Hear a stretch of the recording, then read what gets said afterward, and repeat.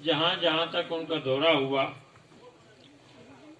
کہیں وضو کرنے میں تاخیر ہو جایا کرتی تھی تو اس وضو کے ذریعے جو ہے وہ اپنے اس علاقے کے بہت سے لوگوں کو نماز کے اوقات جو ہیں ان کا تعین عوام تک پہنچایا۔ جیسے کہ ظہر کی نماز ہے تو ہمارے اس وقت لوگ سمجھے 2 بج گئے، ہاں ہو گئے، نماز نہیں پڑھی گئی۔ مولوی صاحب نے کہا یہ نہیں ہوتا کہ 2 بجے تو نماز گئی، 2 بجے جو ہے درمیانہ ٹائم مقرر کیا ہے نماز کا، اس کے علاوہ اس کا ٹائم اپنا ہے۔ سردیوں میں 12:40 45 منٹ سے شروع ہوتا ہے ظہر کا وقت، اور عصر کے قریب کے 50 منٹ پر، 3:50 پر، اور آج کل جو ہے وہ 4 کچھ منٹ پر ظہر کا ٹائم ختم ہوتا ہے۔ اگر کوئی اول وقت میں نہ پڑھ سکے تو جاتے ہوئے پڑھ لے، پڑھنا ضروری ہے۔ کوشش یہ کریں کہ ہم اول وقت میں ادا کریں۔ اسی طریقے سے عصر کا، مغرب کے جب عام طور پر لوگ نماز پڑھ کے فارغ ہوتے تو مولانا صاحب کا وضو ہوا کرتا تھا، کہا ابھی اتنے گھنٹے اتنے منٹ مغرب کا ٹائم ہے۔ وہ مولوی جی آدھی رات ہو گئی یار، نہیں رات آدھی نہیں ہوئی ہے، اگر آدھی رات ہوئی ہے پھر عشاء پڑھو۔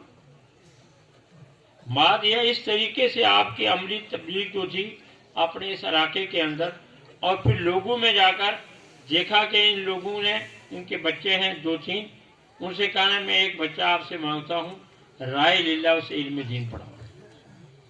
اس طریقے سے لوگوں کو تبلیغ کرتے تھے۔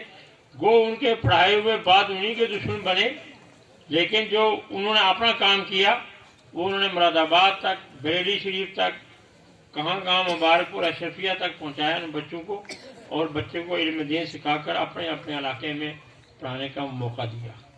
اسی طریقے سے جب وہ کہیں بولا کرتے تھے تو آپ سب حضرات جانتے ہیں کہ ان کی 10 منٹ کی تقریر ہمارے 2 گھنٹے کی تقریر کے برابر نہیں ہوا کرتی تھی۔